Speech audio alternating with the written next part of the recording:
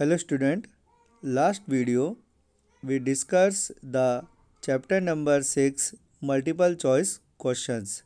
Today's video we discuss about the chapter number 16 very short answer type question. So start today's topic. Question number 1. What are the causes behind biodiversity? यानी कि जो जैव विविधता है उसके पीछे क्या कारण हैं? So answer is weathering, mental, and the basis of the diversity is vegetation and tragedy of the biodiversity. The basis cause of such weathering variations of resulted biodiversity is the input of solar energy and water.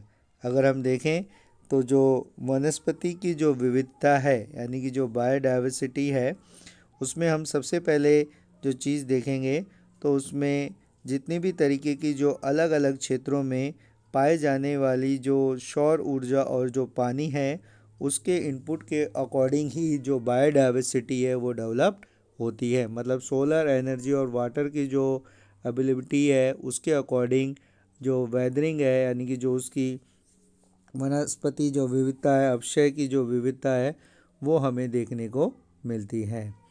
The second question is biodiversity is not evenly distributed over the earth.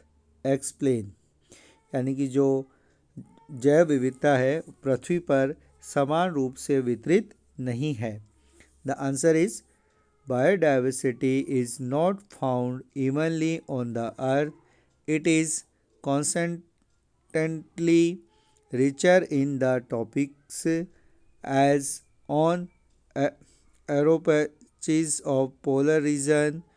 One field large and larger population of fair and fair species. अगर हम देखें तो जो जैव विविधता है उसका पृथ्वी पर समान रूप से वितरण नहीं पाया जाता है. ये उष्ण कटिबंध में लगातार समृद्ध है यानी कि जो ट्रॉपिकल रीजन्स होते हैं वहाँ पे हमें बायोडाइवर्सिटी ज़्यादा देखने को मिलती है. जैसे जैसे हम जो पोलर रीजन की ओर आगे की ओर बढ़ते हैं वैसे वैसे ये बायोडाइवर्सिटी है वो कम होती जाती है. तो सबसे ज़्यादा जो बायोडाइवर्सिटी है वो हमें ट्रॉपिकल रीजन्स में देखने को मिलती है. What is diversity necessary. यानी कि जो विविधता है वो आवश्यक क्यों है. Diversity is action initial for the development and properties of all living beings. यानी कि जो सभी जीवों के विकास और समृद्धि के लिए डाइवर्सिटी यानी कि जो विविधता है वो आवश्यक होती है. What is ecosystem diversity. यानी कि जो इकोसिस्टम है पारिस्थितिक तंत्र विविधता से क्या अभिप्राय माना जाता है. The broad differences between ecotype and the diversity of habitat and ecological process occurring within each ecosystem type continued the ecosystem diversity. यानी जो पारिस्थितिक तंत्र के जितने भी जो टाइप्स है यानी कि प्रकार हैं उनमें अगर हम देखें तो जो प्रत्येक पारिस्थितिक तंत्र के प्रकारों में अगर हम देखें तो अलग अलग तरीके के जो जीव जंतु हैं उसमें निवास करते हैं. तो जो अलग अलग इकोसिस्टम होते हैं उनकी हैबिटेट और जो डाइवर्सिटी है वो भी डिफरेंट टाइप की होती है, अलग अलग हमें देखने को मिलती है. Next question is what is agro diversity. यानी कि जो हमारी कृषि विविधता क्या होती है. An important aspect of biodiversity is crop diversity. It is also called agro diversity. यानी कि जो जैव विविधता का एक महत्वपूर्ण जो पहलू है उसमें क्रॉप डाइवर्सिटी यानी कि फसल विविधता आती है जिसे एग्रो डाइवर्सिटी यानी कि उसे हम कृषि विविधता के नाम से भी जानते हैं। तो जो क्रॉप डाइवर्सिटी है उसे ही हम एग्रो डाइवर्सिटी कहते हैं। What are the in endanger endangered species, यानी कि जो लुप्त प्रजातियों से क्या अभिप्राय है। Endangered species include these species which are in danger of extinction, मतलब ऐसी प्रजातियों को इन्हें में शामिल किया जाता है जो विलुप्त होने के खतरे में हमें दिखाई देती है।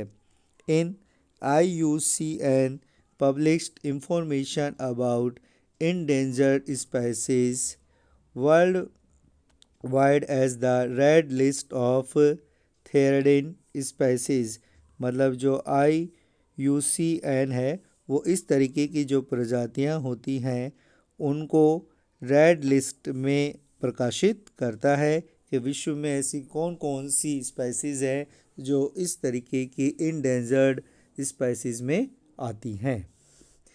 Question number 7 is what are rare species, यानी कि जो रेयर स्पेसीज है, दुर्लभ प्रजातियां हैं, वो क्या होती हैं। Rare species are these species whose population is very small in the world, यानी कि ऐसी स्पेसीज जिनकी जनसंख्या विश्व दुनिया में बहुत कम देखने को मिलती है। They are confined is to limited areas and thinly sectored over the wild areas, जो सीमित क्षेत्रों तक ही सीमित रहती है और अलग अलग क्षेत्रों में बिखरी हुई देखने को मिलती है। The question number 8 is what is mega diversity centre, यानी कि जो मेगा डाइवर्सिटी सेंटर क्या होते हैं।